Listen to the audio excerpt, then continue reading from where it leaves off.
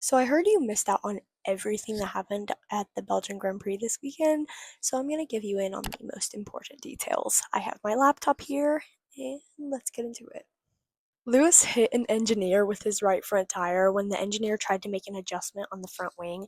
Miscommunication happens, and when Lewis was given the green flag to go, it all went down from there. Kimi got a great start per usual. Max ended up passing Kimi on the first lap. Max jumped from first to third, having Kimi take the lead again and Charles in second for a little bit.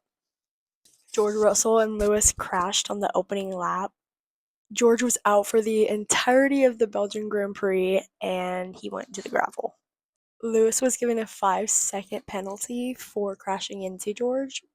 Ollie Bierman swerved into the gravel, but he was okay, and his car ended up being okay for the entirety of the race, and he finished in 14th. They restarted the race, putting all the drivers back into the first lap. On the first lap, Max reclaimed second place from Charles. Charles was actually given no penalty for the collision with Oscar on turn 8 because he was defending his position, and that forced Oscar to kind of go around him with the gap closing and Oscar suffering car damage.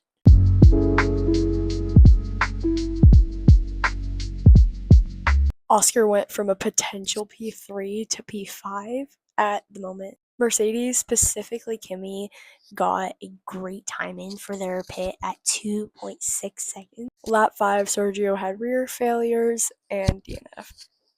A second virtual safety car was put out because of an incident between Arvid Lindblad and Liam Lawson. Charles had a stop time in the pit of 2.3 seconds, coming out ahead of Kimi. Then, unfortunately, Lando had a slow pit stop at 7.8 seconds. Kimi ended up being on pole position on Sunday, July 20th. Charles Leclerc, P2, and Max Verstappen, P3.